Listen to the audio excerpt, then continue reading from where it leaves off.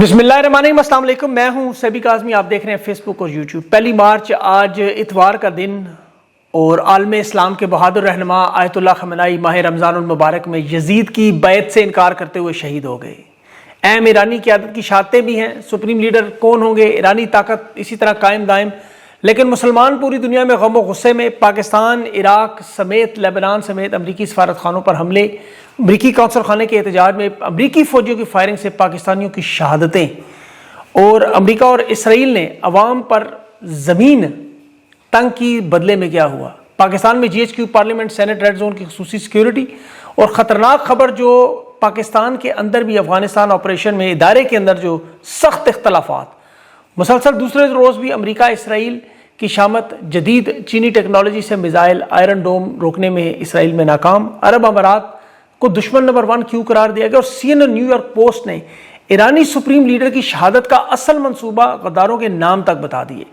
पाकिस्तान की कालदम जमातें, दहशतगर्द जमातें इसराइल की हमायत में, और ईरानी सुप्रीम लीडर की शहादत पर पाकिस्तान का मेन स्ट्रीम मीडिया और सहाफ़ी तौहीन आमेज़ गुफ्तगू और मजाक क्यों उड़ा रहे हैं?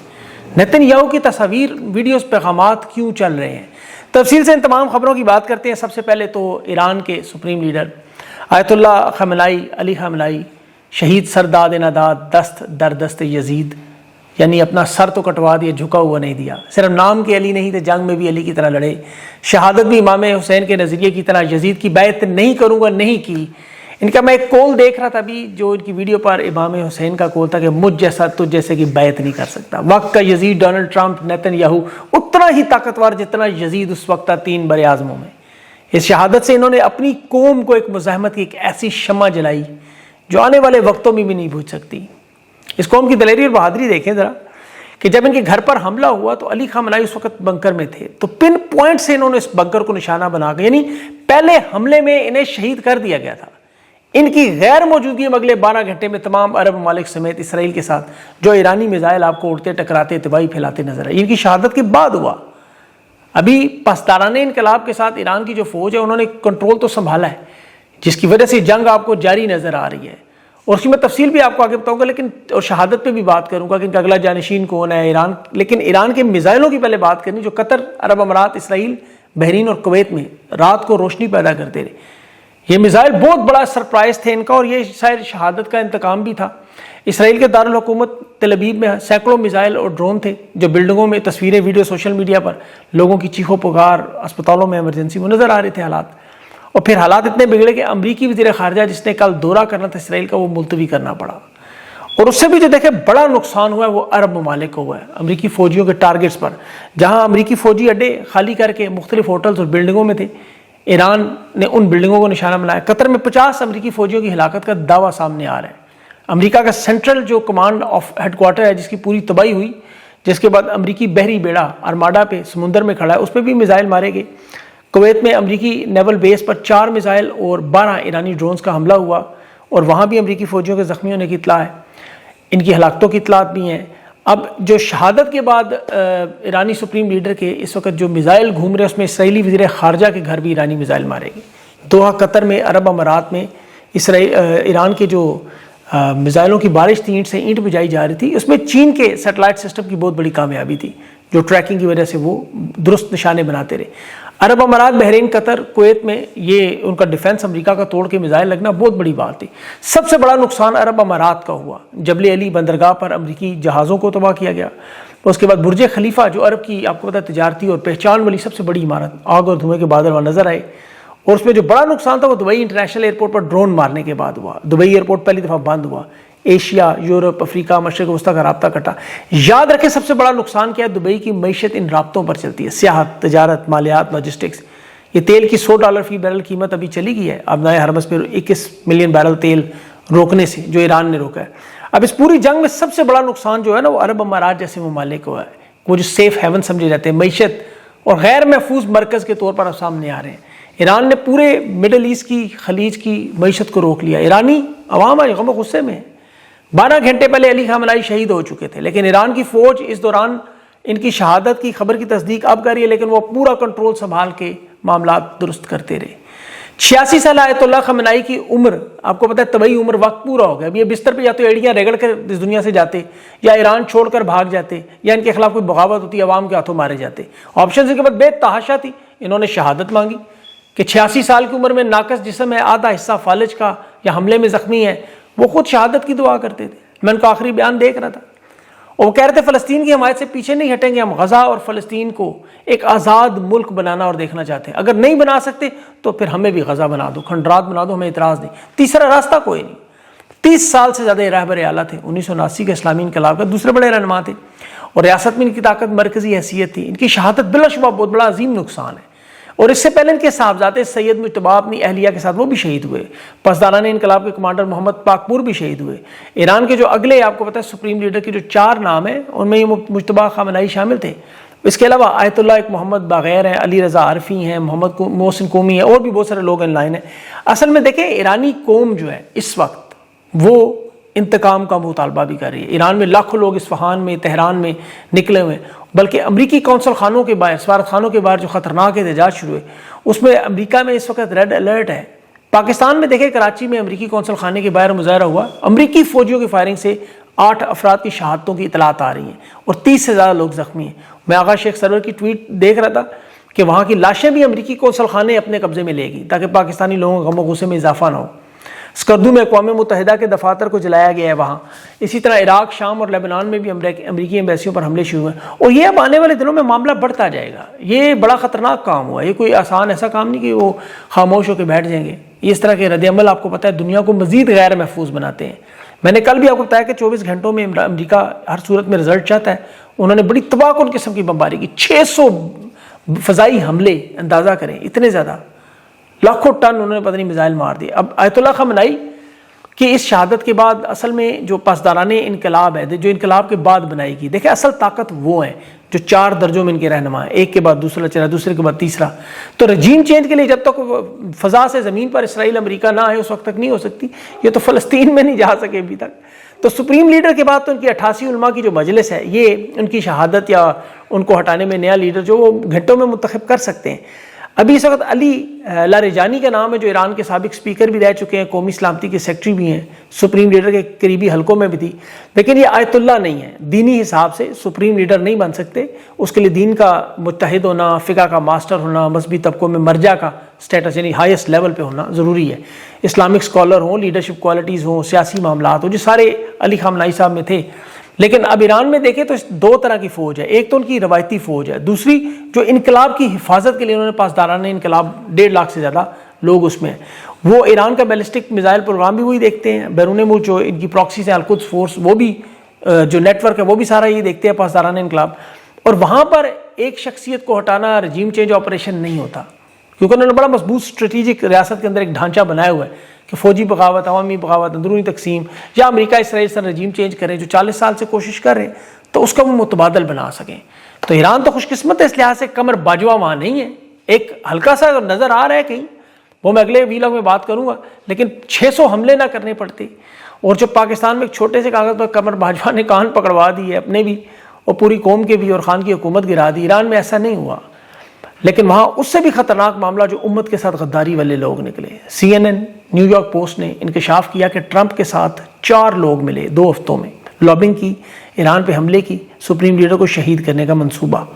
ان کی جو رہائشگاہ، بنکر، دفتر، مقام، وہاں 30 میزائل درستگی کے ساتھ جس طرح لگے، جیسے بیروت میں وہ حزب اللہ کے رہنماؤں کی خفیہ لوکیشن تھی. پھر باقاعدہ انتہائی قریب عرب دوست کی طرف سے، برادر ملک کی طرف سے ملاقات کے لیے بھی بلایا گیا. اب امریکی اسرائیل کی جارحیت تو اپنی جگہ، لیکن اصل کھیل عرب کھیل گئے. یہ CNN، واشنگٹن ٹائمز انکشاف کر رہے ہیں کہ یہ ٹرمپ پر نیتن یاہو کے ساتھ محمد بن سلمان سب سے زیادہ دباؤ ڈال رہا تھا کہ سپریم لیڈر علی خامنائی کو ہٹانا ہے ہر صورت میں. محمد بن سلمان مہینے میں ٹرمپ کو 12 نجی فون کالز کرتا رہا کہ ایران پر حملہ کرو، ایران پر حملہ کرو. میں عوامی سطح پہ کہوں گا سفارتی حل کی حمایت کروں گا، لیکن آپ حملہ کریں. اور ٹرمپ نے پھر ویڈیو پیغام میں کہا کہ کوئی امریکی صدر کام کرنے کو تیار نہیں تھا جو میں کرنے جا رہا ہوں. یہ اس نے خود کہا ہے.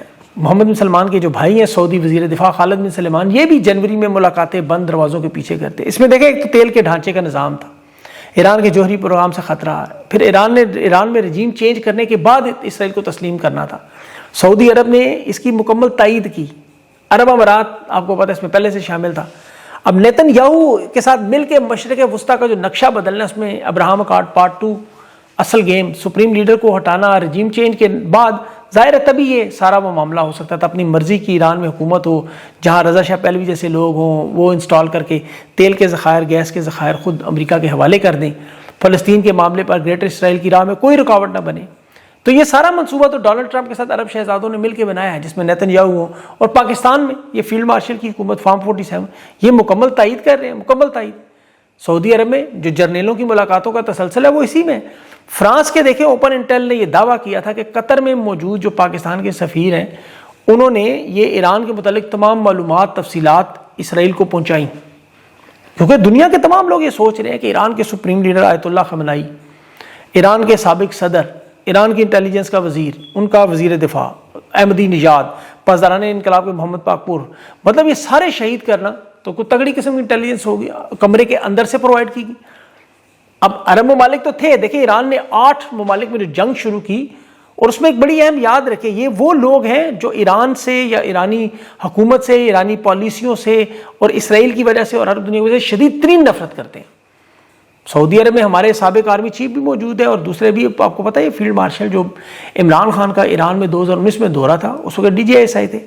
ایرانی آفیشل سے ملاقات کے دوران اس گفتگو میں DJSI کی باقاعدہ شکایات تھی جو ایرانی حکومت کی طرف سے بھی دی، جس پہ جنرل باجوہ نے عمران خان کو باقاعدہ کہا تھا. یہ اس دورے میں جو لوگ موجود تھے انہوں نے خود بھی مجھے بتایا تھا کہ پھر عمران خان کو جیل میں ڈالنا، 350 مقدمات، یہ سارا آپ کے سامنے پورا وہ پیٹرن ہے.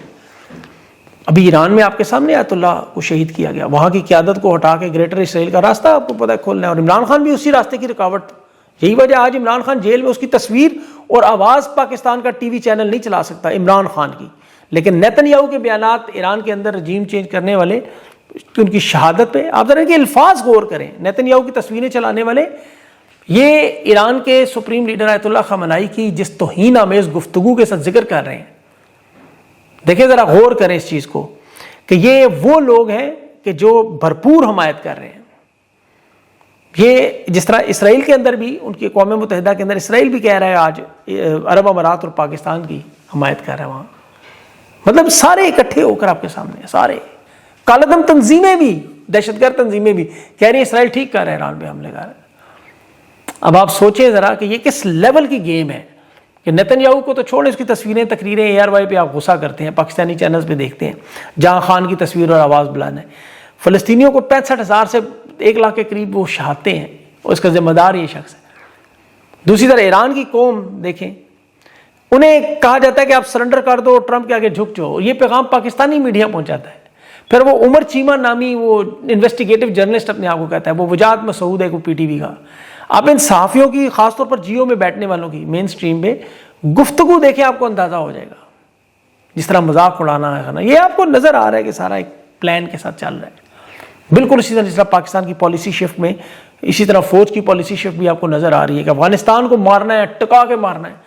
اب دیکھیں یہاں ان کے ٹریفک کے حادثوں میں 3 رینجرز جب جاں بحق ہوئے تو آرمی اس وقت فیلڈ مارشل اور شہباز شریف نسیں پھڑکاتے ہوئے جنازے کو کندھے دیتے نظر آئے. ٹریفک کا حادثہ تھا جو بعد میں عدالت میں ثابت ہوا، لیکن کسی فوجی کے ساتھ ہلاک کا لفظ لکھیں تو ایک طوفان مچ جاتا ہے. حالانکہ کسی حادثے کا وہ شکار ہو، مثلا ایک محکمہ ہے باپڈا کا کوئی اہلکار بجلی کی تنصیب کے دوران اگر اپنے فرائض منصبی میں، یا PIA کا کوئی پائلٹ جہاز گر جاتا ہے، پولیس کا کوئی جوان، ٹریفک کا کوئی جوان اپنے فرائض کی سر انجام دیتے ہوئے مطلب فوت ہو جائے ڈیوٹی پہ تو اسے جاں بحق کہتے ہیں. لیکن دہشت گردوں کے لیے استعمال کیے جاتے ہیں ہلاک ہو جانا، جہنم واس ہونا، تضحیک کی جاتی ہے. پاکستان کے میڈیا نے باقاعدہ پلاننگ سے تضحیک کی، اور یہ وہ میں کہہ رہا ہوں شفٹنگ پالیسی ہے اسرائیل کی طرف، اور یہ اسی طرف جا رہا ہے سارا معاملہ گریٹر اسرائیل بنانے کے لیے. سب کچھ یہ سارا اسی کا کھیل رچایا جا رہا ہے. خان کی جیل میں جانا، خان کے ساتھ ظلم و ستم ہونا، پاکستانیوں کی تباہی بربادی، معیشت کو تباہ کرنا. آج یہ ایک لفظ ٹویٹ نہیں کر سکتے کہ ہم ایران کے رہبر کی شہادت پر دکھی ہیں، ایک لفظ نہیں کہہ سکتے. جس طرح اسرائیل کی منظوری کے بعد خان کی حکومت ختم ہوئی، خواجہ آصف وینٹیلیٹر کرتے، لیکن یہ نہیں ایک لفظ بھی کہہ سکتے کہ یار ایک تھوڑی سی ہم انا للہ ہی کہہ دیں، نہیں کہیں گے. اب انہیں خطرہ ہے چھوٹی سی فوج بنا کر وہاں رجیم چینج کرنے کی، ایران کے اندر کوشش، نئی رجیم بنانے کی کوشش.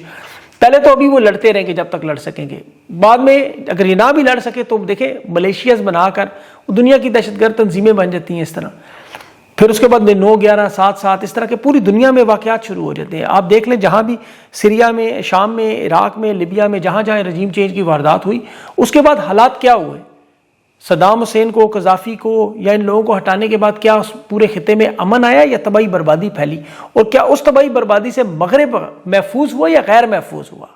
آپ اس دور کا سارا دیکھ لیں، حکومتیں چلتی نہیں، جیسے جو حکومت بائیڈن کی تھی، اس سے پہلے بش کی تھی، وہ ختم ہو کے چلے گئے اپنی ریٹائرمنٹ کے بعد، لیکن کیا امریکہ کو اس سے فائدہ ہوا یا نقصان ہوا؟ برطانیہ کو اس سے فائدہ ہوا، نقصان ہوا؟ دنیا کو اس سے فائدہ ہوا، نقصان ہوا؟ ٹرمپ نے وینزویلا کے تیل پر قبضہ ضرور کر لیا، وہ ایران کے بھی ذخائر پر نظر ضرور ہے اس کی، لیکن امریکی جو ہے اوورال وہ دنیا میں محفوظ ہوئے، غیر محفوظ ہوئے، فائدے میں ہوئے، نقصان میں گئے، یہ سوچیں۔ اور سب سے بڑھ کر پاکستان جیسا ملک، ابھی 8 روپے پیٹرول کی قیمت بڑھ گئی ہے، یہ تو صرف مہنگائی کا پہلا ہلکا سا جھٹکا، آپ کو معمولی سا چاول کا ایک دانہ ہے۔ پاکستان کے اندر دہشت گردی کے معاملات، امن و امان کے حالات، ابھی خاص طور پر یہ جو افغانستان میں جنگ کا جو معاملہ شروع کیا، جس میں وہ کہہ رہے ہیں جنگ نے روکی نہیں ہے، ہم جنگ کریں گے اس وقت تک جب یہاں بھی سپریم لیڈر ختم نہ ہو، افغانستان میں بھی، لیکن اس کے بعد کیا امن ہو جائے گا؟ کیا یہ معاملات بیٹھ جائیں گے؟ کیا اسرائیل کو تسلیم کر کے گریٹر اسرائیل بنا کے ان کی ریاستیں ہمیشہ کے لیے محفوظ ہو جائیں گی؟ کیا یہ مزاحمت ختم ہو جائے گی؟ یہ تو چلتا رہے گا سلسلہ، یہ تو ختم نہیں ہوگا، یہ تو قیامت تک چلتا رہے گا۔ یہ حق اور باطل کی آپ کو پتہ ہے جو لڑائی ہے، یہ تو نہیں ختم ہو سکتی۔ حق کی کس طرف آپ کھڑے ہیں، کتنا نقصان دیتے ہیں، کس طرف چلتے ہیں۔ 86 سال عمر تھی آیت اللہ علی خان بنائی صاحب کی، اپنی بہترین زندگی گزاری انہوں نے، اور اس کے بعد بڑے فخر سے اس دنیا سے گئے ہیں۔ اللہ تعالیٰ ہم سب کو یہ اس طرح کی زندگی کی، اس طرح کی موت دے، بجائے بستر پر ایڑیاں رگڑ کر جانے سے کم از کم دنیا یاد تو رکھے کہ کوئی کھڑا ہوا ایک نظریے پہ۔ لیکن اب انشاءاللہ اگلے ویلاگز میں مزید آپ کو اپڈیٹ کروں گا، اور بھی بہت ساری انفارمیشن ہے۔ روزہ میرا تقریباً بس کھلنے والا ہے۔ اللہ پاک سے دعا ہے کہ اللہ رب العزت نارم و کرم کرے ہم سب پہ۔ اگلے ویلاگ تک لیے مجھے اجازت دیں، اللہ حافظ۔